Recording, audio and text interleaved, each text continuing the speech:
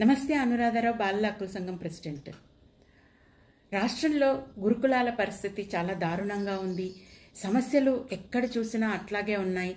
మరణాలు అయితే రోజుకో రకంగా వింటున్నాం. ఒక దగ్గర ఫుడ్ పాయిజనింగ్ అని, ఒక దగ్గర నెగ్లిజెన్స్, ఒక దగ్గర సూసైడ్, రకరకాల స్నేక్ బైట్, రకరకాల ఇన్సిడెంట్స్ జరుగుతున్నాయి. అయితే నిన్న సంగారెడ్డి జిల్లా నల్లవాగు గురుకుల పాఠశాలలో 9వ తరగతి చదువుతున్న అబ్బాయి జ్వరం వచ్చి వారం రోజులుగా తను సరైన ట్రీట్మెంట్ ఇప్పించక లాస్ట్కి వాళ్ళు హాస్పిటల్కి తీసుకెళ్ళి ట్రీట్మెంట్ ఇప్పిస్తుండగానే చనిపోయాడు.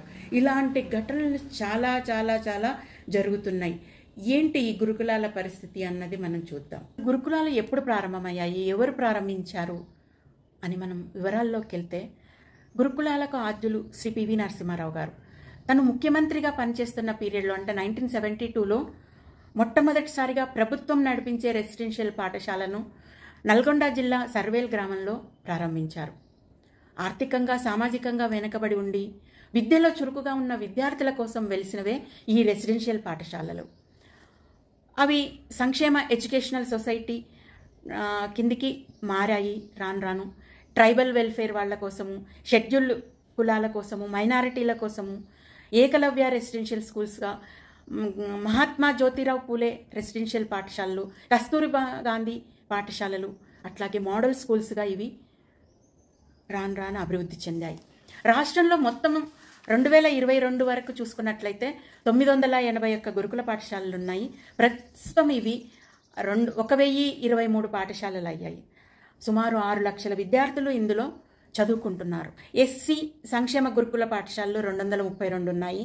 ఎస్టీ సంక్షేమ గురుకుల పాఠశాలలు 188, బీసీ సంక్షేమ పాఠశాలలు 180, తెలంగాణ మైనారిటీ గురుకుల పాఠశాలలు 204, తర్వాత గ్రామీణ ప్రాజెక్టు గురుకులాలు, గ్రామీణ రెసిడెన్షియల్ పాఠశాలలు ఈ విధంగా ఉన్నాయి. సుమారు 6 లక్షల మంది విద్యార్థులు వీటిలో చదువుకుంటున్నారు ప్రతి సంవత్సరం. అయితే రెగ్యులర్గా ఇక్కడ జరుగుతున్నాయి ఫుడ్ పాయిజనింగ్స్. ఒక్క 2024 లెక్కలు చూసుకున్నట్లయితే 623 మంది విద్యార్థులు ఫుడ్ పాయిజనింగ్తో హాస్పిటలైజ్ అయ్యారు. స్నేక్ బైట్, ఇతర క్రిమికీటకాదుల బైట్స్తో 168 మంది డిసెంబర్ 17 వరకు ఈ లెక్కలు వచ్చాయి.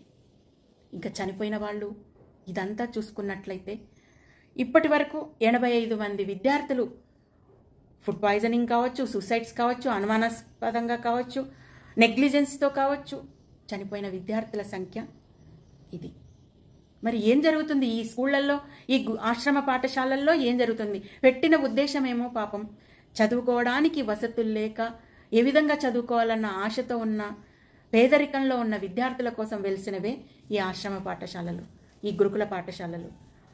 కానీ అక్కడ జరుగుతున్నది మారణ హోమం. మరి ఎందుకని నాణ్యమైన భోజనం పెట్టట్లేదు? కుళ్ళిపోయిన ఆహార పదార్థాలతో వాళ్లకు ఫుడ్ పెడుతున్నారు. ఆ చేసేవాళ్ళు, ఆ చేసే ప్రాంతం కూడా అపరిశుభ్రంగా ఉంటుంది.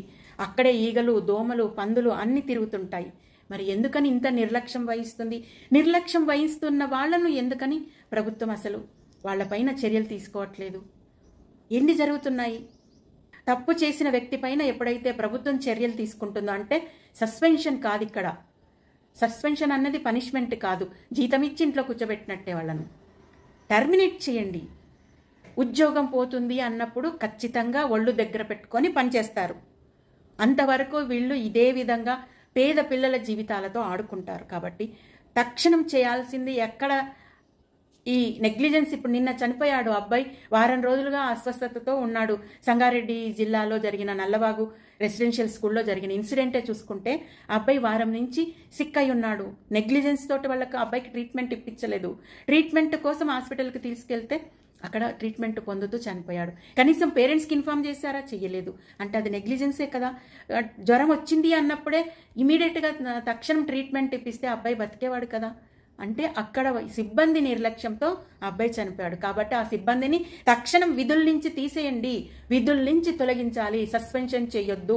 అప్పుడే వాళ్ళు కరెక్ట్గా పని చేయగలుగుతారు.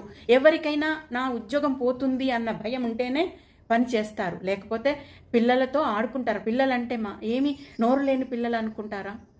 ప్రభుత్వమే కదా మరి వాళ్ళ పైన చూపించాల్సింది. కాబట్టి తక్షణం ప్రభుత్వం ఈ పని చేయాలి. పేరెంట్స్ కూడా నెగ్లెక్ట్ చేయొద్దు. మీ గళం విప్పండి, మీరు అడగండి, నిలదీయండి, రోడ్డుపైకి రండి, వచ్చి ఏం జరుగుతుంది, ఎందుకు మా పిల్లలకు ఈ విధమైన దుస్థితి, ఎందుకు మా పిల్లలను ఈ విధంగా శిక్షిస్తున్నారు అని మీరు నిలదీసి అడగండి, ధర్నా చేయండి. అప్పుడే ప్రభుత్వం కదలొస్తుంది. వాళ్ళపైన ఎవరైతే తప్పు చేశారో ఆ అధికారులపైన వేటు పడుతుంది. ఆ వేటు పడే వరకు మన ప్రయత్నం ఆపొద్దు. Thank you. Please subscribe my channel and support me.